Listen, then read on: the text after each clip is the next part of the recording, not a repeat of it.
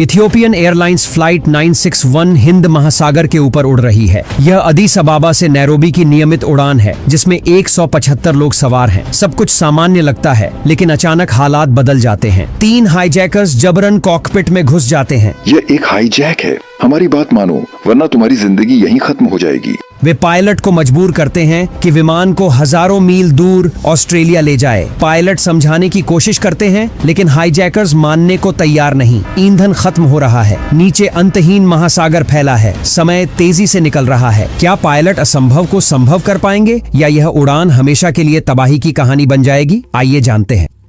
यह Ethiopian airlines flight 961 की कहानी है।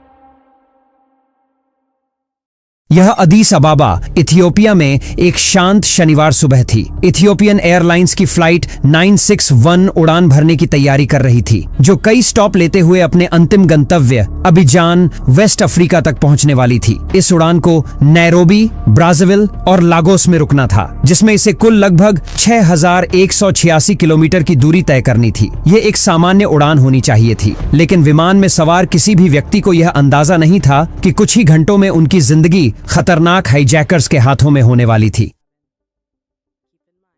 सुबह 11:09 पर फ्लाइट 961 ने रनवे पर तेजी से दौड़ लगाई और इथियोपिया के साफ आसमान में ऊंचाई की ओर बढ़ी। विमान जब 39,000 फीट की ऊंचाई पर पहुंचा तो ऑटो पायलट को सक्रिय कर दिया गया। इस उड़ान की कमान 42 साल के कैप्टन अब्बाटे के हाथों में थी। वे बहुत अनुभवी पायलट थे। उन्होंने 11,500 घंटे से ज्यादा उड़ान भरी थी और उड़ान के हर पहलू को अच्छी तरह समझते थे। उनके साथ 34 साल के फर्स्ट ऑफिसर योनस मेकुरिया थे, जिनके पास 6,500 घंटे से ज्यादा का उड़ान अनुभव था। दोनों पायलट बहुत कुशल थे और पहले भी खराब मौसम, तकनीकी दिक्कतों और कठिन परिस्थितियों का सामना कर चुके थे, लेकिन इस बार हालात और भी गंभीर थे। कैप्टन अबाटे पहले भी हाईजैकिंग झेल चुके थे। उनकी 2 फ्लाइट्स पहले हाईजैक हो चुकी थीं, लेकिन हर बार उन्होंने यात्रियों और क्रू को सुरक्षित बचा लिया था। मगर आज की घटना अलग थी, कुछ ऐसा जो दुनिया कभी नहीं भूलेगी।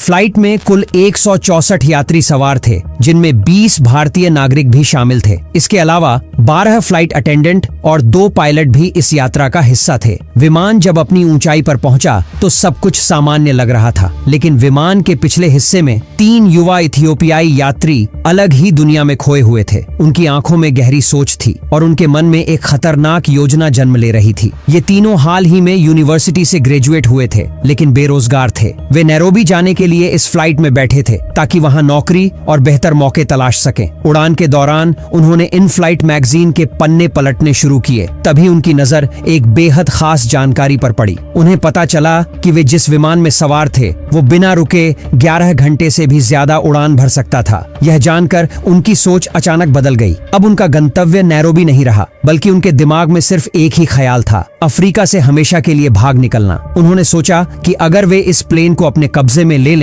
तो इसे सीधे ऑस्ट्रेलिया ले जाकर वहां शरण ले सकते हैं। लेकिन ऐसा करने के लिए उनके पास सिर्फ एक ही रास्ता था। शराब के नशे और अंधे जुनून में उन्होंने एक खतरनाक फैसला कर लिया। अब वे इस विमान को हाईजैक करने वाले थे। अगले कुछ ही पलों में फ्लाइट 961 अब पायलट्स के नियंत्रण में नहीं रहने वाली थी। सुबह 11:29 पर 3 युवक अपनी सीटों से उठे और उनमें से एक ने जोर से चिल्लाया, मेरे पास बम है, अगर कोई हिला तो मैं जहाज उड़ा दूंगा। यह सुनते ही पूरे विमान में सन्नाटा छा गया। यात्री सहम गए। किसी को समझ नहीं आ रहा था कि क्या हो रहा है। लोग अपनी सीटों पर जमे रहे, डर के मारे कोई भी प्रतिक्रिया देने की हिम्मत नहीं कर पा रहा था। तभी हाईजैकर्स तेजी से कॉकपिट की ओर बढ़े। कुछ ही सेकंड में उन्होंने कॉकपिट का दरवाजा तोड़ दिया और अंदर घुस गए। पायलट्स को डराने के लिए उन्होंने झूठ बोला कि प्लेन में उनके अलावा 11 और हाईजैकर्स छिपे हुए हैं, जो किसी भी विरोध की हालत में हमला कर सकते हैं। इससे पहले कि पायलट स्थिति को समझ पाते, हाईजैकर्स ने फर्स्ट ऑफिसर को पकड़ लिया, उसे जोरदार मुक्का मारा और घसीटते हुए कॉकपिट से बाहर निकाल दिया। इसके बाद उसे जबरदस्ती फर्स्ट क्लास की सीट पर बिठा दिया गया। अब विमान के कंट्रोल में सिर्फ कैप्टन रह गए थे, लेकिन खतरा अभी भी बना हुआ था। एक हाईजैकर ने इमरजेंसी फायर एक्स उठा ली, जबकि दूसरे ने फायर एक्सटिंग्विशर को हथियार बना लिया। उन्होंने कैप्टन की ओर इशारा किया और गुस्से से कहा, सीधे ऑस्ट्रेलिया की ओर चलो। कैप्टन का दिल तेजी से धड़कने लगा क्योंकि विमान में इतना ईंधन नहीं था कि वह बिना रुके ऑस्ट्रेलिया तक उड़ सके। यह सफर लगभग 8000 किलोमीटर लंबा था और अगर विमान ने इतना लंबा रास्ता तय करने की कोशिश की तो रास्ते में ही ईंधन खत्म हो जाएगा और प्लेन महासागर में गिरकर क्रैश हो जाएगा। यह पूरी तरह असंभव था। कैप्टन ने खुद को शांत रखते हुए स्थिति को संभालने की कोशिश की। उन्होंने हाईजैकर्स को समझाने की कोशिश की कि वे सीधे ऑस्ट्रेलिया नहीं जा सकते। उन्हें केन्या के मोम्बासा एयरपोर्ट पर ईंधन भरने के लिए रुकना होगा ताकि वहां से आगे की उड़ान संभव हो सके। लेकिन हाईजैकर्स सुनने को तैयार नहीं थे। उन्होंने साफ इनकार कर दिया और कैप्टन को आदेश दिया कि वह तुरंत ऑस्ट्रेलिया के लिए उड़ान भरे, चाहे जो भी हो। हर गुजरते सेकंड के साथ हालात और खराब होते जा रहे थे। हाईजैकर्स सच में यह मान बैठे थे कि विमान 11 घंटे बिना रुके उड़ सकता है। उन्हें यह गलतफहमी इसलिए हुई क्योंकि उन्होंने एयरलाइन की इन फ्लाइट मैगजीन में कुछ पढ़ा था, लेकिन वे जानकारी को पूरी तरह गलत समझ बैठे थे। कैप्टन ने उन्हें समझाने की कोशिश की। उन्होंने फ्यूल इंडिकेटर्स की तरफ इशारा किया जो साफ दिखा रहे थे कि विमान के पास नैरोबी या मोम्बासा तक पहुंचने लायक ही ईंधन बचा है। ऑस्ट्रेलिया जाने का तो सवाल ही नहीं उठता। कैप्टन ने शांत लहजे में समझाया कि थियरी और रियलिटी में बहुत फर्क होता है, लेकिन हाईजैकर्स कुछ भी मानने को तैयार नहीं थे। उनकी नासमझी जल्दी गुस्से में बदल गई। एक हाईजैकर ने बम फोड़ने की धमकी दे दी, जबकि बाकी यात्रियों को काबू में रखते रहे ताकि कोई विरोध न कर सके। कैप्टन समझ गए कि बहस करने से कुछ नहीं होगा। अगर विमान और यात्रियों को बचाना था तो उन्हें हाईजैकर्स को चकमा देना होगा। कैप्टन ने सावधानी से विमान की दिशा हल्की सी मोड़ दी। हाईजैकर्स को लगा कि विमान ऑस्ट्रेलिया की तरफ जा रहा है, लेकिन हकीकत में कैप्टन ने विमान को मोम्बासा की ओर मोड़ दिया। इस छोटे से मौके का फायदा उठाते हुए कैप्टन ने एयर ट्रैफिक कंट्रोल से संपर्क किया। शांत लेकिन गंभीर आवाज में उन्होंने हाईजैकिंग की सूचना दी और बताया कि वे दिखाने के लिए हाईजैकर्स का आदेश मान रहे हैं, लेकिन असल में विमान को मोम्बासा की ओर ले जा रहे हैं। लेकिन हाईजैकर्स को जल्दी ही शक होने लगा। उन्होंने कैप्टन को ग्राउंड से बात करते हुए देख लिया और बेचैन हो गए। अचानक एक हाईजैकर गुस्से में कॉकपिट में घुसा। उसने बिना किसी चेतावनी के कैप्टन का हेडसेट खींचकर फेंक दिया, जिससे सारी संचार लाइन कट गई। अब कैप्टन पूरी तरह अकेले थे और 39,000 फीट की ऊंचाई पर हाईजैकर्स का सामना कर रहे थे। विमान के अंदर हाईजैकर्स लगातार कैप्टन को अपनी योजना के मुताबिक उड़ाने के लिए मजबूर कर रहे थे। हालात को और गंभीर बनाने के लिए एक हाईजैकर ने कैप्टन को आदेश दिया कि वे ऑस्ट्रेलिया फोन करें, लेकिन यह असंभव था। विमान में ऐसा कोई फोन सिस्टम नहीं था जो इंटरनेशनल कॉल कर सके। हालांकि कैप्टन को इसमें भी एक मौका दिखा। तेजी से सोचते हुए उन्होंने हाईजैकर्स को सच्चाई बताई कि ऑस्ट्रेलिया से सीधे संपर्क करना संभव नहीं था। इसके बजाय उन्हें किसी ग्राउंड स्टेशन से संपर्क करना होगा जो फिर ऑस्ट्रेलिया को संदेश भेज सके। कैप्टन को उम्मीद थी कि इस बहाने से वे दोबारा एयर ट्रैफिक कंट्रोल से संपर्क कर पाएंगे। अगर वे ऐसा कर पाते तो वे हाईजैकिंग की ताजा स्थिति बता सकते थे और गुप्त रूप से मदद मांग सकते थे। लेकिन जमीन पर नैरोबी के एयर ट्रैफिक कंट्रोलर अब भी स्थिति को पूरी तरह समझ नहीं पा रहे थे। उन्हें हाईजैकिंग की पुष्टि के लिए और जानकारी चाहिए थी। उनके नजरिए से सबसे सही और सुरक्षित विकल्प यही था कि विमान को जल्द से जल्द मोम्बासा में उतार लिया जाए। कैप्टन को इस बात का पूरा एहसास था कि खतरा अब चरम पर पहुंच चुका है, लेकिन फिर भी वह हाईजैकर्स को समझाने की लगातार कोशिश कर रहे थे कि मोम्बासा में लैंडिंग ही उनका आखिरी विकल्प है। उन्होंने एक बार फिर समझाने की कोशिश की कि विमान के पास ऑस्ट्रेलिया तक पहुंचने के लिए पर्याप्त ईंधन नहीं है, लेकिन हाईजैकर्स ने सुनने से इनकार कर दिया। वे अपनी योजना में इतने अंधे हो चुके थे कि किसी भी हकीकत को मानने को तैयार नहीं थे। कैप्टन जानते थे कि तर्क से अब कोई फायदा नहीं होने वाला। उन्होंने एक आखिरी जोखिम उठाने का फैसला किया, एक ऐसा कदम जो या तो विमान को बचा सकता था या स्थिति को और भी खतरनाक बना सकता था। उन्होंने लाउडस्पीकर ऑन कर दिया ताकि हाईजैकर्स खुद एयर ट्रैफिक कंट्रोलर्स की आवाज सुन सकें और समझ सकें कि विमान के पास ईंधन बहुत कम है। लेकिन हाईजैकर्स अब भी सच्चाई को मानने को तैयार नहीं थे। वे अपनी जिद पर अड़े रहे और किसी भी तर्क को अनदेखा कर दिया। अब विमान मोम्बासा से सिर्फ 40 मिनट की दूरी पर था और उसके पास केवल 2 घंटे का ईंधन बचा था। नैरोबी के एयर ट्रैफिक कंट्रोलर अब भी इस पूरे घटनाक्रम को पूरी तरह समझ नहीं पा रहे थे। वे फ्लाइट 961 के दोबारा संपर्क करने का इंतजार कर रहे थे, लेकिन विमान की ओर से कोई कॉल नहीं आई। अब विमान हिंद महासागर के ऊपर उड़ रहा था और उसका ईंधन खतरनाक रूप से खत्म हो रहा था। हाईजैकर्स अब भी यही मान रहे थे कि वे ऑस्ट्रेलिया की ओर बढ़ रहे हैं, लेकिन कैप्टन हार मानने वाले नहीं थे। उनके पास समय भी कम था, ईंधन भी खत्म हो रहा था और विकल्प भी न के बराबर थे। लेकिन इन आखिरी पलों पलों में भी कैप्टन का दिमाग तेजी से काम कर रहा था। को पायलट की सीट पर बैठे हुए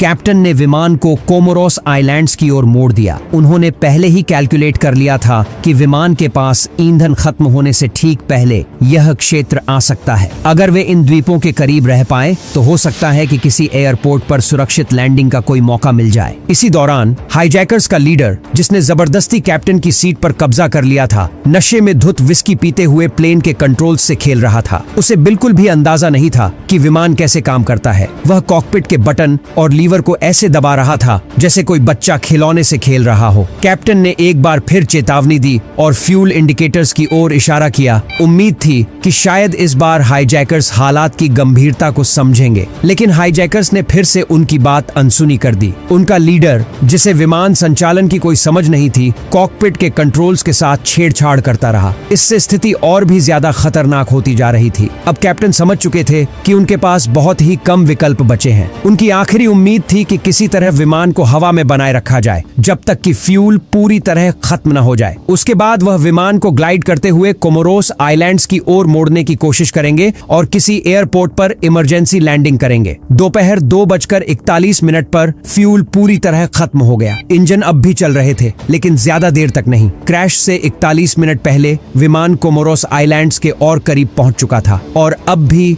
39,000 फीट की ऊंचाई पर उड़ रहा था। कैप्टन की कैलकुलेशंस एकदम सही साबित हो रही थीं। तभी कॉकपिट में लो फ्यूल अलार्म बजने लगा। यह संकेत था कि इंजन अब पूरी तरह बंद होने वाले हैं। कैप्टन, जो किसी भी तरह सभी यात्रियों को बचाना चाहते थे, हाईजैकर्स से विनती करने लगे कि उन्हें विमान लैंड करने दें। हाईजैकर्स को अब भी यकीन नहीं था कि ईंधन खत्म हो चुका है। वे जिद पर अड़े रहे और कप्तान को 39,000 फीट की ऊंचाई पर उड़ान जारी रखने का आदेश देते रहे, बिना यह समझे कि अब प्लेन ज्यादा देर तक हवा में नहीं रह सकता। विमान खतरे के एकदम करीब था। इंजन किसी भी पल बंद हो सकते थे। दोपहर 2:40 पर विमान अचानक झटका खाकर हिला। दाहिना इंजन फेल हो चुका था। एक तरफ से टर्बोफैन की गहरी आवाज धीरे धीरे शांत हो गई और कॉकपिट में चेतावनी का लाल सिग्नल जल उठा। कैप्टन ने हाईजैकर्स की ओर देखा और दृढ़ आवाज में कहा, हमने एक इंजन खो दिया है। लेकिन नशे में धुत हाईजैकर, जो अभी भी कप्तान की सीट पर बैठा था, बस स्क्रीन को घूरता रहा। उसे समझ ही नहीं आया कि क्या हो रहा है। अब डर हाईजैकर्स के बीच भी फैलने लगा था।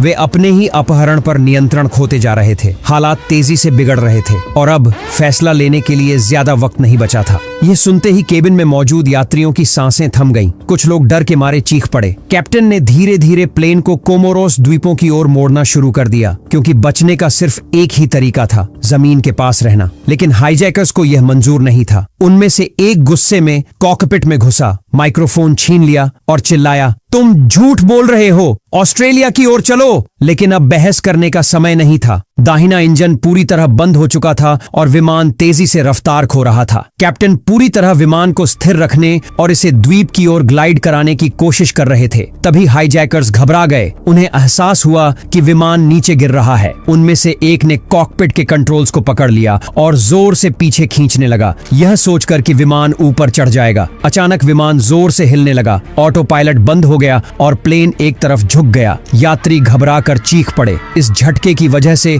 विमान खतरनाक तरीके से नीचे जाने लगा। जो विमान कुछ देर पहले 39,000 फीट की ऊंचाई पर था, अब सीधे समंदर की ओर गिर रहा था। हाईजैकर्स को आखिरकार समझ आ गया कि स्थिति उनके नियंत्रण से बाहर हो गई है। घबराहट में उन्होंने फिर से कंट्रोल्स पकड़ लिए और विमान को दूसरी दिशा में मोड़ने की कोशिश करने लगे, लेकिन अब बहुत देर हो चुकी थी। दोनों इंजन बंद हो चुके थे और विशाल विमान अब बिना ताकत वाला ग्लाइडर बन चुका था, जो हवा में बिना किसी शक्ति के तैर रहा था। बिना इंजनों के कंट्रोल्स बहुत भारी हो गए थे और हर मूवमेंट के लिए कैप्टन को अपनी पूरी ताकत लगानी पड़ रही थी। हर सेकंड कीमती था। अगर वह समय रहते जमीन तक नहीं पहुंचा तो विमान सीधा समुद्र में गिरने वाला था। कोमोरोस एयरपोर्ट दिखाई दे रहा था, लेकिन प्लेन बहुत नीचे था। वहां तक पहुंचने के लिए समय नहीं बचा था। कैप्टन ने सच्चाई समझ ली, वे रनवे तक नहीं पहुंच पाएंगे। अब एक ही विकल्प बचा था, समुद्र में क्रैश लैंडिंग। को पायलट जल्दी से केबिन में आगे बढ़ते हैं, यह सुनिश्चित करने के लिए